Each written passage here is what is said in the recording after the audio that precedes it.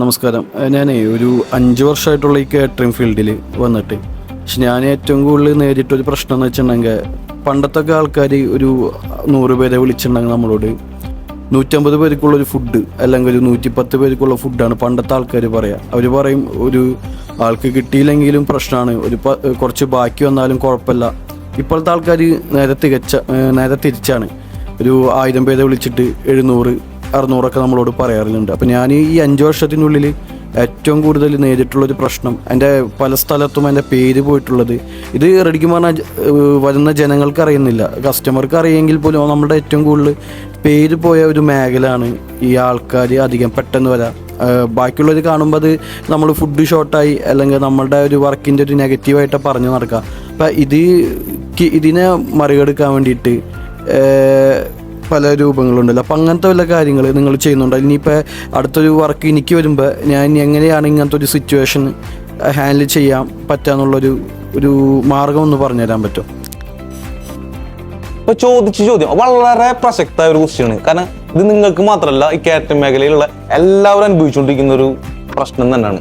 അത് കാറ്ററിംഗുകാർ മാത്രമല്ല, കസ്റ്റമേഴ്സും ആളുകളും വിവാഹം നടത്തുന്ന ആളുകൾ അനുഭവിക്കുന്ന ഒരു ഭയങ്കര പ്രയാസമാണ് സത്യം. കാരണം ഇത് മാനത്തിൻ്റെ, അത് കാറ്ററിംഗുകാരനാണെങ്കിലും നിങ്ങൾക്ക് ഫംഗ്ഷൻ തന്ന ആളുകളാണെങ്കിലും രണ്ടുകൂടെ മാനത്തിനെ ബാധിക്കുന്ന പ്രശ്നമാണ്. അതായത് നമ്മൾ കുറേ നാളുകൾ കണ്ട പഴയ കാരണന്മാരെന്ത് അവർ ഇതിന് മുൻകരുതലെടുത്തായിരുന്നു. പക്ഷെ ഇന്നത്തെ തലമുറ, പ്രത്യേകിച്ച് ക്രൈസിസ് ഒക്കെ ഒരുപാട് വന്നതിന് ശേഷം ആളുകളിൽ ഫണ്ട് ഷോർട്ടേജ് ആയി. അപ്പോൾ അതുകൊണ്ട് തന്നെ അവരെന്ത് ചെയ്ത്, ഇപ്പോൾ 1000 പേര് പറഞ്ഞു കഴിഞ്ഞാൽ 1100 ആൾക്ക് ഉണ്ടാവുമല്ലോ എന്നുള്ള ധാരണയിൽ ചുരുക്കും. എന്നിട്ട് അവർ പറയാത്ത 900 ഇതാണ് സത്യം. ഇപ്പം നിലവിൽ ഒട്ടുമിക്ക സ്ഥലങ്ങളും നടന്നുകൊണ്ടിരിക്കുന്നതാണ്. ഓക്കെ, ഇതിൽ നിന്നൊരു എങ്ങനെ നമ്മൾ ചെയ്തതെന്നുള്ളത് പറഞ്ഞുതരാം. 2024 ഞാൻ ചെയ്തിട്ടുണ്ടായിരുന്നു വെച്ച് കഴിഞ്ഞാൽ, ഇപ്പോൾ ഒരു 1000 പേരെ പരിപാടിയാണെന്ന് വെക്കാം. ഇപ്പോൾ ഒരു 1000 പേരെ ഫംഗ്ഷൻസിന് നമ്മൾ കസ്റ്റമറോട് ഉറപ്പ് കൊടുക്കുന്നുണ്ട് 999 വെച്ച് കഴിയില്ല. അങ്ങനെ സംഭവിച്ചിട്ടുണ്ടെങ്കിൽ ആ പേയ്മെന്റ് റിട്ടേൺ നൽകാൻ ഞാൻ ആ ടീം ബാധിച്ചിട്ട് തന്നിരിക്കും. പക്ഷെ ഇതൊരു അങ്ങനെ ഉണ്ടായിട്ടില്ല. അപ്പോൾ 1050, അതായത് ഒരു 5% to 10% വരെ ഉണ്ടായേക്കാം. എക്സസ് എപ്പോഴും നമ്മൾ ഉണ്ടാവാറുണ്ട്. അതായത് അതിന് എക്സ്ട്രാ പേയ്മെന്റ് ഒന്നും ഈടാക്കുന്നതല്ല, കാരണം അവർക്ക് വേണ്ടി വെച്ച് സെറ്റ് ഔട്ട് ചെയ്തത്. ഓക്കെ, അതിൽ 5% to 10% എക്സസ് ഉണ്ടാവും. പിന്നെ നമ്മൾ കസ്റ്റമറോട് 2024 പറഞ്ഞിട്ടുണ്ടായിരുന്നു വെച്ച് കഴിഞ്ഞാൽ, ഒരു കാരണവശാലും രണ്ടാമത് നമ്മൾ ഫുഡ് ചെയ്തിട്ടില്ല. പക്ഷെ അതുകൊണ്ടൊരു നെഗറ്റീവ് അവിടെ ഉണ്ട്. അതെല്ലാം ഒരു പ്രശ്നമുള്ളതെന്ന് വെച്ച് കഴിഞ്ഞാൽ, ആളുകൾ വീട്ടുകാർ ചിലവർ ഒരു വളരെ ചുരുക്കം പേരായിരിക്കും മനഃപൂർവ്വം ചെയ്യുന്നത്. ചിലവരെ ആദ്യം നടത്തുന്ന കല്യാണമായിരിക്കാം, അവരുടെ ഫാമിലിയിൽ ആദ്യം നടത്തുന്ന കല്യാണം അല്ലാന്നുണ്ടെങ്കിൽ ചിലപ്പോൾ ഒരു കറക്റ്റ് കാൽക്കുലേഷൻ ഉണ്ടാവില്ല. കാരണം അവർ 2 ആളെ പ്രതീക്ഷിച്ച് അവിടെ 4 ആൾ വന്നു, ഒരു ഫാമിലിയിൽ നിന്ന് 2-3 ആൾ പ്രതീക്ഷിച്ച് അവർ കുടുംബസമേതം വന്ന്. ഇതുകൊണ്ടൊക്കെ ആളുകൾ കൂടിയേക്കാം, അല്ല മനഃപൂർവ്വം. ചിലപ്പോൾ ഔട്ട് സൈഡിൽ നിന്ന് പുറത്ത് ആളുകൾ വന്നേക്കാം, ചിലപ്പോൾ സിറ്റികളാകുമ്പോൾ അവിടുന്ന് ഔട്ട് സൈഡിൽ നിന്ന് ആളുകൾ വന്നേക്കാം. ഇങ്ങനെയൊക്കെ കൗണ്ട് കൂടുന്നുണ്ട്.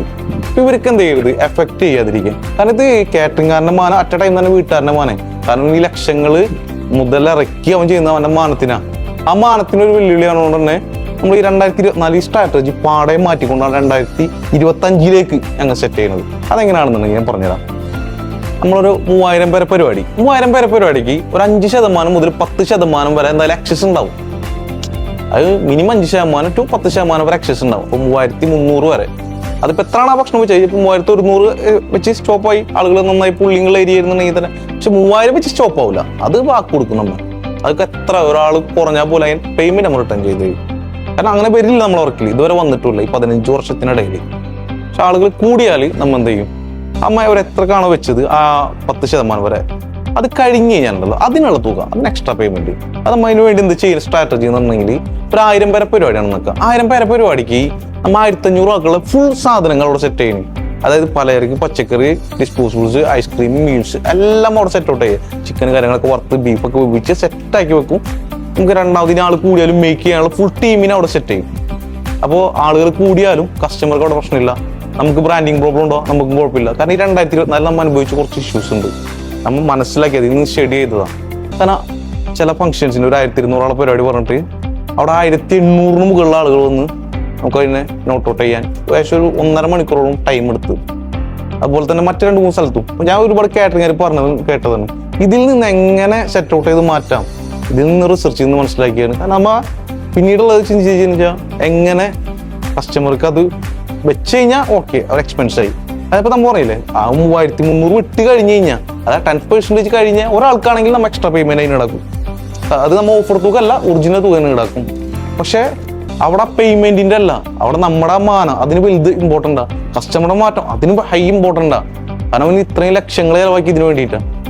ഇതാണ് 2025 ഞാൻ സെറ്റ് ഔട്ട് ചെയ്യുന്നത്. ഓക്കെ, ഇത് നിങ്ങൾക്ക് ഇംപ്ലിമെന്റ് ചെയ്യാവുന്നതാണ്.